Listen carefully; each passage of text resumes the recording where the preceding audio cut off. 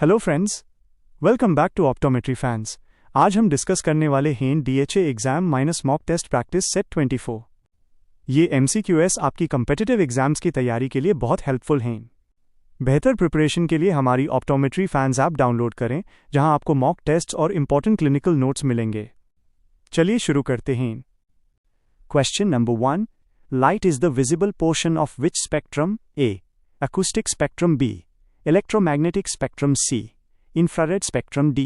Radio frequency spectrum. Correct answer B. Electromagnetic spectrum means light electromagnetic spectrum का वो हिस्सा है जो ह्यूमन दिखाई देता है। Question number 2. Visible light spectrum ranges approximately from A. 300 to 600 nm. B. 350 to 750 nm. C. 400 to 700 nm. D. 390 to 800 nm. Correct answer C. 400 to 700 nanometers means visible light की रंगे लगभग 400 nanometers से 700 nanometers तक होती है। Question number 3. Violet end of the visible spectrum is around A. 700 nm. B. 600 B. 500 nm. D. 400 nm. Correct answer D. 400 nanometers means visible spectrum में violet रंग की wavelength लगभग 400 nanometers होती है। Question number 4. Red end of the visible spectrum is around A. 700 nm. B. 650 B. 600 nm. D. 750 nm. Correct answer A. 700 nanometers means red रंग की wavelength visible spectrum के अंत में लगभग 700 nanometers होती है। Question number 5. White light consists of how many colors? A. 5B. 6C. 7D. 8 correct answer C7 means सफेद रोशनी white light 7 रंगों से मिलकर बनी होती है। Question number 6. VIBGYO stands for A. Visible infrared bands. B. 7 colors of white light. C. Spectrum of ultraviolet light. D. Refraction colors. Correct answer B. 7 colors of white light means VIBGY और white light के अन्य 7 रंगों को दर्शाता है जो spectrum में दिखते हैं। Question number 7. Indigo color lies between A. Violet and blue. B. Blue and green. C. Green and yellow. D. Yellow and orange. Correct answer A. Violet and blue means indigo रंग violet और blue रंग के बीच में आता है। Question number 8. The behavior of light rays is studied under A. Physical optics. B. Wave optics. C. Quantum optics. D. Ray optics. Correct answer D. Ray optics means light rays के behavior की study ray optics के अंतर्गत की जाती है। Question number 9. Ray optics is also known as A. Physical optics. B. Geometrical optics. C. Quantum optics. D. Photochemical optics. Correct answer B. Geometrical optics means ray optics को geometrical optics के नाम से भी जाना जाता है। Question number 10. A ray of light is defined as A. Curved path of light. B. Energy packet. C. Straight line path of light. D. Wave front. Correct answer C. Straight line path of light means light की रे का मतलब highlight का एक सीधी रेखा straight line में चलना। Question number 11. Geometrical optics explains which phenomenon? A. Diffraction only. B. Interference only. C. Reflection and refraction. D. Polarization. Correct answer C. Reflection and refraction means geometrical optics मुख्य रूप से reflection और refraction की प्रक्रिया को समझाती है।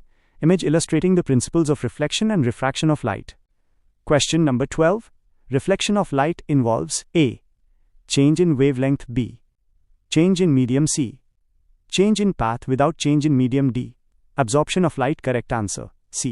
Change in path without change in medium means reflection में light का रास्ता बदल जाता है लेकिन उसका medium वही रहता है। Question number 13. Rays falling on a reflecting surface are called A. Reflected ray. SB. Refracted ray. SC. Incident rays. D. Emergent rays. Correct answer C. Incident rays means जो रोशनी की किरण reflecting surface पर गिरती है उस incident ray कहते हैं। Question number 14. A group of parallel rays of light is called A. Wave. B. Bundle. C. Spectrum. D. Beam. Correct answer D. Beam means एक साथ चलने वाली parallel rays के समूह को beam कहा जाता है। Question number 15. Media of the eye are uniformly permeable to visible rays between A. 700 to 400 nm B, 600 to 390 nm C, 650 to 350 nm D, 600 to 295 nm. Correct answer B. 600 to 390 nanometers means आंख के media 600 to 390 nanometers के बीच की visible raise के लिए permeable होते हैं. Question number 16. Cornea absorbs rays shorter than A.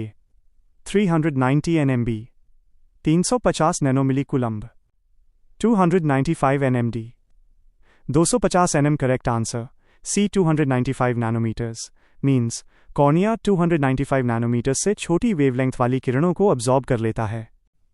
Question number 17. Therefore, rays that can reach the lens are between A.